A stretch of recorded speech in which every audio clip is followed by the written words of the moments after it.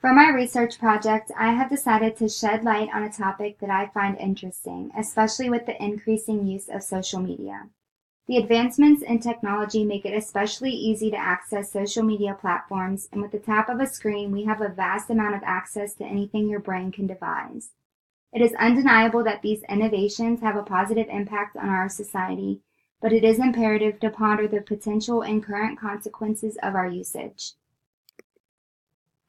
In today's society, it is unheard of for someone not to have at least one type of social media that they use on a daily basis. In June of 2018, Instagram reached 1 billion monthly active users, an increase from 800 million in September of 2017.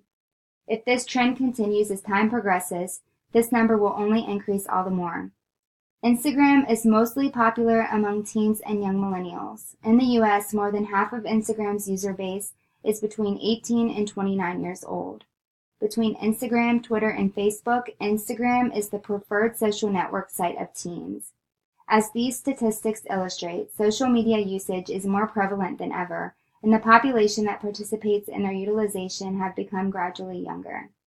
As our focus narrows to the usage of Instagram, we must evaluate the effects that this popular app has on its 1 billion users. Instagram allows one to carefully select their favorite pictures and enhance them with filters and other photo-altering tools in order to ultimately manage their self-representation among their followers. The first research study that I'm going to discuss is titled "You Look Great: The Effect of Viewing Appearance-Related Instagram Comments on Women's Body Image." The study aimed to investigate the effect of viewing appearance-related comments accompanying Instagram images on a woman's body image.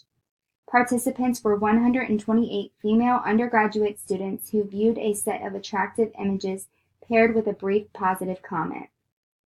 For half the participants, comments were related to appearance, while the other half viewed the same images with place-related comments, so for example, commenting on the scenery depicted in the image rather than on the person. Following completion of viewing the Instagram images, body dissatisfaction increased, and those who were exposed to appearance-related comments had a higher incidence of body dissatisfaction than those who viewed the place-related or scenery-related comments. An integral part of social media includes commenting on one another's content, and these results suggest that appearance conversations among peers play a pivotal role in the reinforcement of appearance standards. The women in this study reported spending at least a half hour on Instagram daily, and some even more. It is likely that they are subject to these images and comments multiple times a day, so we must consider the kind of cumulative effects that take place over time. The ideal solution to this problem would be to limit one's exposure to social media. This is conceivable but unlikely. Instead, we should consider the damage we are partaking in when making comments about one's appearance on Instagram photos. Although positive comments are intended to uplift and affirm someone, you might be shocked to learn that you are perpetuating body dissatisfaction. The second research study we are going to dissect is titled "Attractive Celebrity and Peer Images on Instagram: Effect on Women's Mood and Body Image." This study aimed to investigate the impact of attractive celebrity and peer images on women's body image. The participants were 138 undergraduate students who were randomly assigned to view either a set of celebrity images, a set of equally attractive unknown peer images, or a control set of travel images. All images were from public Instagram profiles. Social comparison theory suggests that comparisons will be made with people who are perceived as similar to oneself. Research has found that women report comparing more with their peers than with the then ideal media, and these peer comparisons result in increased thoughts about dieting than comparisons to media. The results showed that in comparison to travel images, those who were exposed to celebrity images reported greater negative mood and body dissatisfaction. However, in this particular study, there was no difference between celebrity and peer images on negative mood and body dissatisfaction. The participants who viewed celebrity and peer images engaged in more appearance comparison than those who viewed travel images. An interesting finding that arose from this experiment is the effect that celebrity worship has on body image.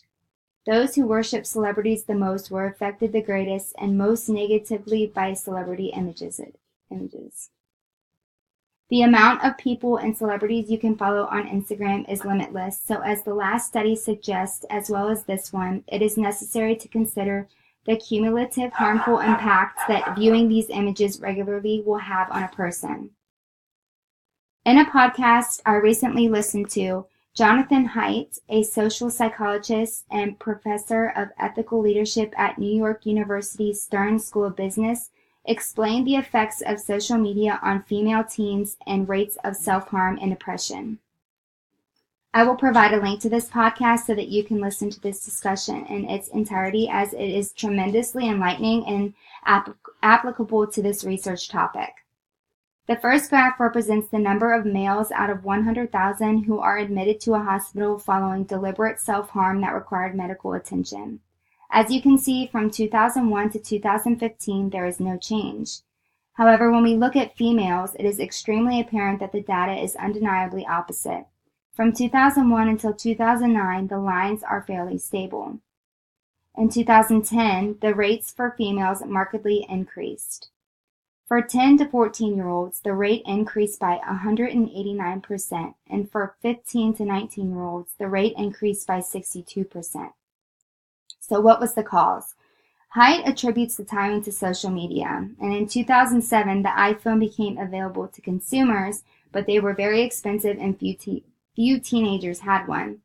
But by 2010 and 2011, around half of American teenagers had a smartphone and access to social media at a very young age. Haidt suggests that social media does not affect males very much, but has an irrefutable effect on females.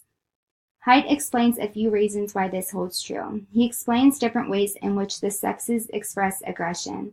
Males are more physically dominating, while females are just as aggressive, but they do so by damaging relationships.